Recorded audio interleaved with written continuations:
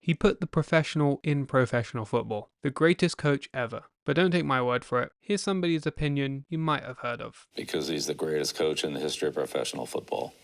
Clear and simple. The father of modern football. He's brought more innovations to the game than anybody else. He's also responsible for arguably the greatest coaching tree ever. Bill Walsh, Weeb Ewbank, Blanton Collier, Chuck Noll, and Don Shula. These guys have collectively won 10 Super Bowls, not to mention the coaches that come from them. Paul Brown coached at Massillon High School and finished with an 88-2 record, winning 35 games in a row and 6 straight state titles. He produced such a dominant team, the high school had to build a new stadium to handle the overwhelming crowds. In his last 5 years with the team, they outscored opponents 2,393 to 168. Not only was he a forward-thinking coach, he was a forward-thinking man. Despite the times, this was in the 30s, he didn't care about race, adding many African Americans when other schools would not. He cared about football, about winning. It did not matter what you look like. He'd also take this to the pros, being the first coach to integrate his team in the AAFC. He then took over Ohio State in 1941. 1 year later, they were national champs. He'd leave the Buckeyes to serve in the Navy during World War II, but his football contributions would not stop. He led the Great Lakes Naval Team to a victory over Notre Dame, a major upset. In 1946, he co-founded the Browns and, again, simply dominated. I have another video about the Browns, but in short, they were a true dynasty and the best team for nearly a decade. In their 4 seasons in the AAFC, they lost just 4 games. Dominating in an inferior league didn't impress many, however, and when asked, Redskins owner George Marshall said, "The worst team in our league could beat the best team in theirs." Well, they merged with the NFL in 1950 and smashed the defending champs, the Eagles, 35-10 in their first game. The Eagles coach was so salty about the loss, he lamented how the Browns only won because they passed it too much. They played later that year and beat them 13-7 without throwing a single pass. They'd win 3 NFL championships and were in 6 straight. That's 7 titles in 10 years, 4 in the AAFC, 3 in the NFL. One of Brown's few mistakes would be passing on Johnny Unitas. Unitas was cut by the Steelers and called Brown for a tryout in 1955. At the time, Otto Graham was still there, and he said there were no spaces, but Graham would retire at the end of the 1955 season, and the following year they fell to 5-7. Unitas would find his way to the Colts as a backup, and the rest is history.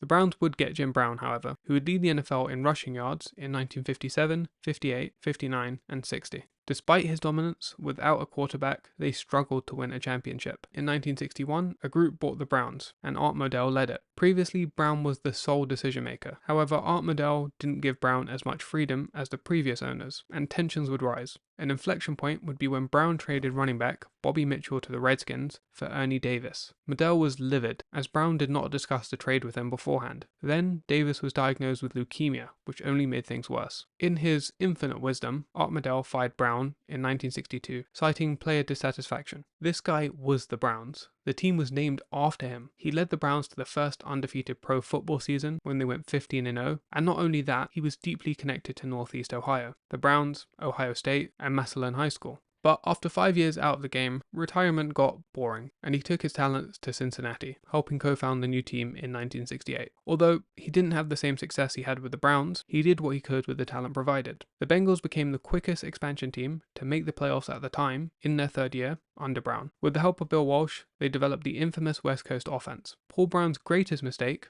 bigger than missing on Unitas, was not promoting Bill Walsh as head coach, and Walsh would exact revenge, beating the Bengals twice in the Super Bowl. Despite his career starting as an accident, he changed the game forever. He planned on teaching, but was offered a job as an assistant coach. As a coach, his skill as a teacher would not be lost, and that's where much of his success lies. The principles of coaching and teaching were the same to Brown. He saw football as a subject, like any other taught in school, one that required studying and memorization. He gave players a large textbook filled with plays, and he had them study it, so they knew it inside out. It was like being in a college class. He was the first to formalize the playbook and have the team learn it. They were tested and graded on game plans, and he used film to scout opponents and improve his own team. Football 101, you say? Well, nobody was doing it at the time. He would also utilize tests to find out the intelligence of a player, and that would prove useful before drafting them. He saw a direct association with their scores and how well they developed as a player. He would turn up to the draft with a binder of reports on players that he liked. At this time, teams were not scouting. Their main source of information was the newspapers or friends who worked at the respective college. But like a meticulous researcher, he came more prepared than anybody else. In his assessment, character was arguably more important than talent. It was team over the individual. He needed players that were willing to accept his way.